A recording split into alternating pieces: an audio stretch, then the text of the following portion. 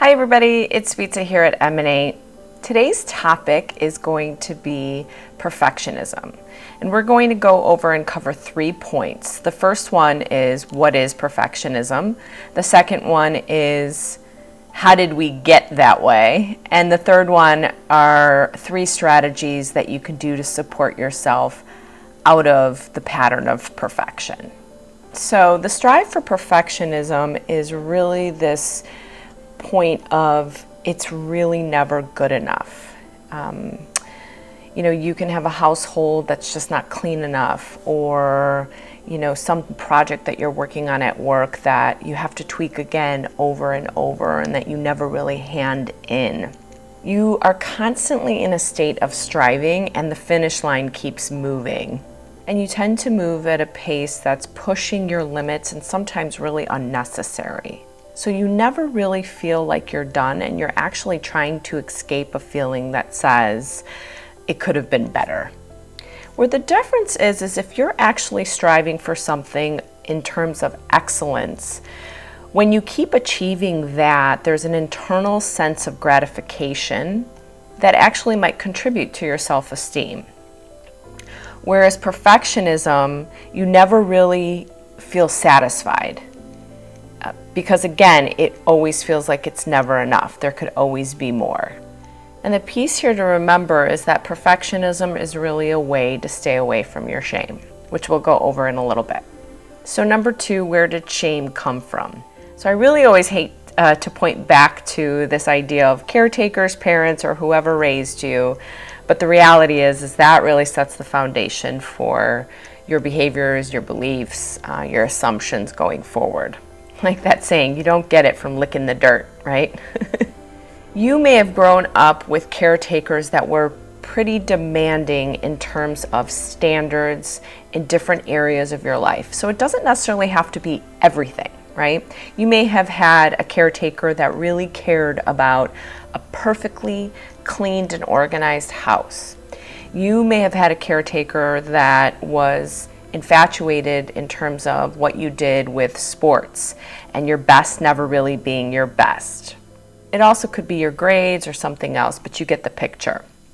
The problem is that when we're young, those types of demands, or even a gesture that a caretaker has on their face when we haven't met those demands, can actually be more developmentally harmful, because we might not actually be mature enough to process in our brain that says, oh, I don't actually have to be that way, or I'm still loved anyway. I want to be very clear. A parent that is encouraging and supportive about you getting better is very different than someone who has these high standards and high demands, and when you don't achieve those, may reject you or hold affection or even punish you. So you really grow up feeling your best is never your best, and if you don't keep moving towards better and better and higher, you actually won't be loved. So even when you feel like, oh, I achieved, this amount of success, you might be around a caretaker that says, well, you could have done it like this, or this might have been better, or there's always this to achieve. So a great example of this, I had a friend prior to the pandemic who finished her master's degree.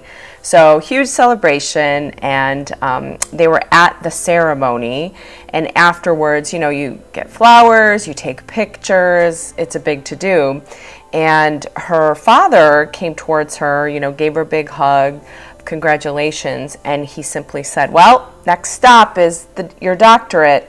And, sure enough, my friend was so disappointed because, right, she grew up in a household where there was always more, there was always something else, and she couldn't really even enjoy this moment because, right, well, now that the master's done, get to it. And so there's no necessarily any internal satisfaction that came from that. So one thing to remember is that although you may not have caretakers or other people putting demands on you anymore, you are still potentially putting demands on yourself, because it's really the pattern of behavior that you've survived with. So you might actually be belittling yourself most days and finishing up your day and feeling like I could have done more, I didn't do enough, or even end up comparing yourself to someone else and it makes you even feel worse. Because your perfectionism is rooted in your shame. If I keep this up, if I keep going, if I finally finish this, then I'm finally good enough, then I finally won't feel the sense of rejection or a feeling of love being withdrawn. But in reality, it's when we face that pain of the shame we endured about being perfect is where the freedom lies. So number 3 is really, how do you help support yourself in breaking away from perfectionism? Because it's actually pretty difficult, right? If you are used to a high caliber of run, you're probably pretty exhausted, to be honest. But it's harder to change things that you are always used to doing and then help support your brain in thinking differently at the same time. So number 1 is find the categories that you feel like you're the hardest on yourself. And what I really mean by that is, what areas of life do you feel that these particular symptoms of perfectionism come your way, right? Where are you feeling like every time you're done, it isn't good enough or really inadequate? Because even growing up, every area may not have been about being perfect, even though it probably had spilled over in different areas. It might have just been, right, sports, household things, beauty and performance. So really finding out where that perfectionism activates the most in you, in what area. Number 2 is reparent yourself. So once you find out what categories really your perfectionism ignites in, you're going to find a level of awareness starts to happen in the thoughts that you tell yourself. And probably a lot of them are pretty mean. And it's important to just write those down and offer yourself a reframe.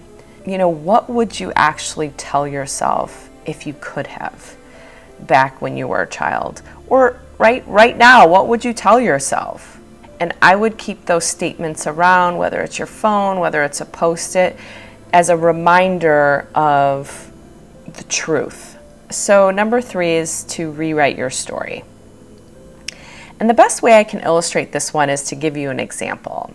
So I have a friend who grew up and her home had to be immaculate. Her mom would it was kind of like scrubbing the bathroom floor with a toothbrush.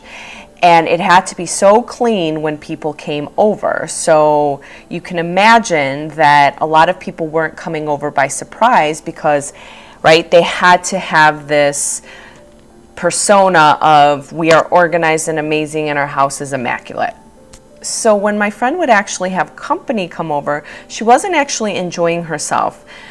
She was actually worried about her household the whole time. So those flowers, are they good in that corner? Or I forgot to dust off that particular table.